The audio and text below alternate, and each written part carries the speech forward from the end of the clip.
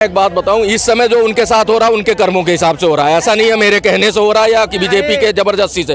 उन्होंने जो उन्होंने किया है उसका भुगत रहे हैं, समझ रहे हो। लेकिन शराब वाला घोटाला तो जन जन को पता है, लोगों को पता हुआ, फील हुआ दिल्ली में कि कुछ गड़बड़ हो रहा है। एक के साथ एक फ्री दे रहा हूँ। अन्ना हजारे ने भी कह दिया कि बुरे कर्म का बुरा नतीजा। नमस्कार, मैं हूँ आरती और आप देख रहे हैं पब्लिक ओपिनियन फैक्ट्री। आज हम उपस्थित हैं चांदनी चौक पर और आज हम जानना चाहते हैं यहाँ के पब्लिक से कि आखिर केजरीवाल जी को जो ईडी लेके गई है कहाँ तक सही है और कहाँ तक गलत है। ठीक है, तो सर आपसे मेरा एक सवाल है, केजरीवाल को ईडी लेके गई है उस पर आप क्या कहना चाहते हैं, क्या है आपका विचार? केजरीवाल को सही ले गई है। देखो, अगर उनके पास सबूत है तो अदालत में पेश करें। पब्लिक में कुछ और बताते हैं, अपने कार्यकर्ता कुछ और बताते हैं। अच्छा। और वहाँ जाके कुछ और ही बात करते हैं। अच्छा। अगर आप वहाँ पे माफीनामा की हमें ऐसा है जी, हमारे से पूछताछ के सवाल के जवाब वो दे दी जाए, लिस्ट दे दी, ये सारी बातें पब्लिक में भी बताओ ना। पब्लिक में तो आगे कहते हो मोदी जी डरे हुए हैं इसलिए मेरे को ईडी सीबीआई पीछे लगी हुई है। तो अगर मोदी जी डरे हो, मोदी जी का कोई लेना देना नहीं, वो तो कोर्ट बुला रहा है ना। अब की बार तो कोर्ट बुलाया है, पहले सम्मन देते रहे तो आप उसको इग्नोर करते रहे कि भैया ऐसा है, पहले हमारे को बता दे, पूछना क्या है। तो आज तक तो इतिहास में नहीं हुआ कि अगर आप पे कोई आरोप लगता है तो आपको सवाल जवाब पहले ही बता दिया जाए कि भैया ये पूछेंगे, ये बता देना। कोई तैयारी करने के लिए थोड़ी टाइम देगी वो, तो वो जो सवाल करेगी उसका जाके जवाब दे देते, पहले ही उसमें चले जाते 4 महीना पहले, तो बहुत अच्छा था। लेकिन आपने तो सुरेन को अपना वो बना लिया था गुरु कि उन्होंने 9 सम्मन पे गए हैं तो मैं भी 9 पे जाऊंगा, तो 10वें पे टांगे गए। तो आपको क्या लगता है, मतलब डर से नहीं जा रहे थे कि क्यों कोई और बात थी? डर से इन्होंने, देखो अभिषेक मनु सिंह बहुत बड़े वकील हैं, जानते ही हो सब लोग, कपिल सिब्बल, ये लोग तो इन्हीं भ्रष्टाचारियों के ही तो लड़ते रहे केस। अब अगर वो जमानत नहीं दिला पा रहे हैं तो आप सोच लो कि एक आम आदमी, छोटा मोटा आदमी क्या सोचेगा। जो इतना बड़ा वकील है उनको जमानत नहीं दिला पाया। और कोर्ट ने भी उनको जो फटकार लगाई है सही लगाई, ईडी सीबीआई को भी लगाया कि भैया तुम्हारे पास सबूत हो तो पेश करो। तो उन्होंने बोला 1 दिन का टाइम दो, उन्होंने बोला नहीं अभी लाओ। हाई कोर्ट ने तो यही बोला। अभी वो जो सुनवाई 22 तारीख को है, तो आपके पास उन्होंने फटाफट जब वो पेश किया तो वो भी हैरान रह गए। फिर तो उन्होंने बोला कि भाई अब इस पे तो आपको मिल नहीं सकता कुछ।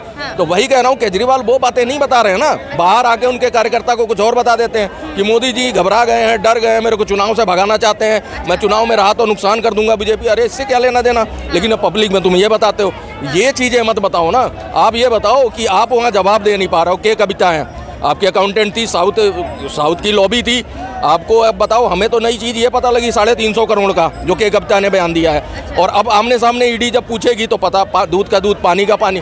अभी ये 45 करोड़ गोवा वाला, वो तो पब्लिक को पता ही नहीं था, वो भी बात बाहर आई है। तो वही चीज़ कह रहा हूँ ना कि आपने जो किया है ना मकर जाल, वो कर्मों की सजा है। बताओ, होली का टाइम है, त्यौहार, आपने शीश महल, ताजमहल बनवाया, चलो ठीक है, अपने कारीगरों का उसने तो हाथ कटवा दिया था। आपके जो शीश महल में है कैमरे से वो फुटेज भी जारी करो।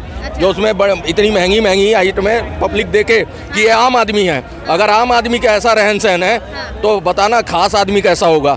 इस तरह की आपको सुविधाएं चाहिए, सब चीजों से पलट गए। अन्ना सीएम है तो उनका घर द्वार भी अच्छा होना चाहिए, लेकिन वो दिल्ली की जनता के लिए क्या किया ये बताइए, किए हैं कि नहीं किए? 12,000 स्क्वायर फीट में बंगला चाहिए। पहले तो कह रहे थे लेंगे ही नहीं, यही पब्लिक को बोला था, यही पब्लिक पूछ रही है कि लेंगे नहीं। अगर लिया होता तो 4 कमरे का ले लेते, क्या जरूरी थी। आप एक बात बताओ, 1300 स्क्वायर फीट में कितने पेड़ काट के तुम्हारा शीश महल तैयार हुआ। अच्छा, दूसरी बात, चलो वो तो ठीक है, आपने रहन सहन, लग्जरी सब बढ़िया, काफिला उफिला सब मिल गया।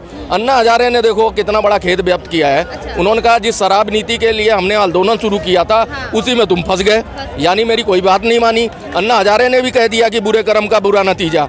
अब एक बात बताओ, अन्ना हजारे जब आया था उन्हीं के उससे आंदोलन से निकले थे बाहर, उसके लोकपाल बिल को तुमने ठंडे बस्ते में डाल दिया। अरे भाई, तुमने तो कुछ किया ही नहीं फिर। अच्छा चलो ठीक है, 5 साल तुमने यहाँ दिल्ली की जनता के लिए कहा, मैंने स्कूल टॉप वर्ल्ड क्लास का बना दिया, सब कुछ ठीक है। आज देखो स्थिति क्या है सब चीज़ की। पानी का वही समस्या, बिजली का आपने कहा बिल फ्री है, ठीक है भाई, चलो ठीक है, कमर्शियल वाले तो भर रहे हैं, रेजिडेंशियल वालों को मिल रहा है। लेकिन ये बताओ कि आप के लिए भी तो सुविधा दिए है ना, बस फ्री है, महिलाओं को फ्री। अब जिनकी 1.5 लाख की सैलरी है वो फ्री में सफ़र कर रही है एसी में।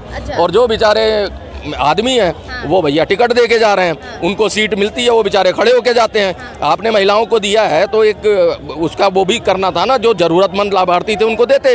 अब जिनकी 1-1 लाख सैलरी है, सरकारी नौकरी करनी है, वो बस में सफर कर रही है मजे से। गरीब लोग भी करते हैं ना, उन लोग। अच्छा, यही चीज है ना, लाभार्थी जो है गरीब वो रह जाता है। और जो शोषित वंचित रह जाता है, लाभार्थी दूसरा ले जाता है। ये चीज़ों का केजरीवाल खैर छोड़ो जान दो, सुख सुविधा दी लेकिन ये इसके लिए नहीं बिठाया था आपको। इस पे आपका क्या विचार है, मतलब क्या है, बस मतलब सही मिल रहा है कि गलत? बाकी सब तो भाई क्या सही है, अच्छा, जो लेडीज़ वाली बात बोली है वो गलत है थोड़ी सी। चलो लेडीज़ को चाहिए हाँ। फर्स्ट प्रायोरिटी पे, and second thing is that कि उसमें जेंट्स का भी कुछ हिस्सा आना चाहिए था। आपको ये कहना चाहिए। आपको एक चीज़ बता देता हूँ, आपकी बात कोट भी कर देता हूँ कि डीटीसी पता आपको घाटे में चल रही है भाई, पब्लिक का ही पैसा है, पब्लिक को तुम सहूलियत दे रहे हो। लेकिन ये बताओ जो ये घोटाले करने के लिए तो ना गवर्नमेंट ने आपको चुना गया था, आप बताओ 67 सीटें लाए थे, यानी 90% 90 क्या 95% जनता ने वोटिंग आप ही को दी। ये तो क्लियर है, 3 सीटें ही तो आई हैं बीजेपी की। अगर मान लो आपको इतने 99% या 98% लोगों ने दे दिया वोट, आपको भ्रष्टाचार के लिए तो नहीं सोचा था। जो इतने बड़े बड़े शराब वाला जो था वो तो सबसे खतरनाक था भाई। शराब ऐसी चीज़ है, अगर आप एक बोतल एक फ्री दे रहे हो, आपने अपनी पॉलिसी बदली, विड्रॉ किया, ये सारे खेल खेलते रहे, पब्लिक को तो पता था लेकिन आप उनसे भी झूठ बोलते रहे। अब सामने आ रही है बातें तो अब दुख काहे का भैया, जेल में बैठो आराम करो। जेल में जो भी बंदा गलत करेगा इंडिया में उसको जेल में जाना चाहिए, बट एक बात है उससे बड़े बड़े घोटाले वाले पड़े हैं, उनको भी पकड़ लो ना।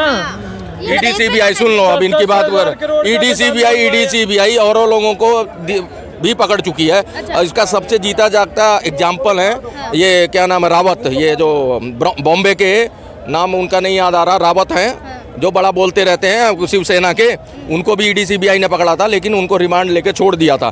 भैया जब निकलेगा ही नहीं कुछ तो ईडी सीबीआई पेश क्या करेगी कोर्ट में? अगर उसके पास एविडेंस है तभी तो उसने रिमांड 28 तारीख तक दिया है, जबरदस्ती तो बिठाया नहीं है। ठीक है, जबरदस्ती तो ईडी सीबीआई भाई, ईडी सीबीआई अदालत में कोर्ट का फैसला लेगी ना, मोदी जी से तो पूछेगी ही नहीं भैया इनको जेल में करो, ये तो कोर्ट का फैसला है। तो कोर्ट का फैसला है तो कोर्ट को जवाब जो दे रहे हो वो पब्लिक को दो आके कि भैया ये चीजें मैं फंस गया हूँ, ये चीजें हैं, क्लियर कर दो। यहाँ आके झूठ क्यों बोलते हो कि ऐसा जी मोदी जी डर गए? मोदी जी का क्या लेना देना चुनाव का? यही उन्होंने जज साहब ने भी बोला कि भैया चुनाव का टाइम है, आप कह रहे हो चुनाव के बाद, तो हमारा क्या लेना देना? आपका जो है सबूत चीख चीख के कह रहे हैं, जब ईडी सीबीआई ने पेश किया तो वो भी सन्न रह गए, कहते हैं भैया ये कहते हैं। अगर एक रात में गवर्नर चेंज हो सकता है ना, बस वही चीज तो है, कुछ भी नहीं, दाएं सबको जोड़ दिया जाता है। ये चीजें नहीं कभी ये समझ रहे कि ये लोग बार बार कहते हैं कि मोदी जी ने उनको शरद पवार के भतीजे को वो दागी थे। अरे भाई जब वहाँ पे 10 चोर हैं, वो क्या उसको पकड़ लो, उसको पकड़ लो, उसको पकड़ लो, वो उसको क्यों नहीं पकड़ रहे हो? आप उसको पहले पकड़ो, यही करते रहेंगे। जो पकड़ा जा रहा है, जिसका एविडेंस है उनको तो अंदर करेंगे ना, जिनका रह रही कार्रवाई चल रही है। अब देखो वो कृषि उसने घोटाला किया था, लेकिन शराब वाला घोटाला तो जन जन को पता है, लोगों को पता हुआ, फील हुआ दिल्ली में कि कुछ गड़बड़ हो रहा है, एक के साथ एक फ्री दे रहा हूँ। कुल मिला के आप केजरीवाल की सरकार से खुश है कि ना खुश है? मैं एक बात बताऊं, इस समय जो उनके साथ हो रहा है उनके कर्मों के हिसाब से हो रहा है, ऐसा नहीं है मेरे कहने से हो रहा है या कि बीजेपी के जबरदस्ती से। उन्होंने जो उन्होंने किया है उसका भुगत रहे हैं, समझ रहे हो?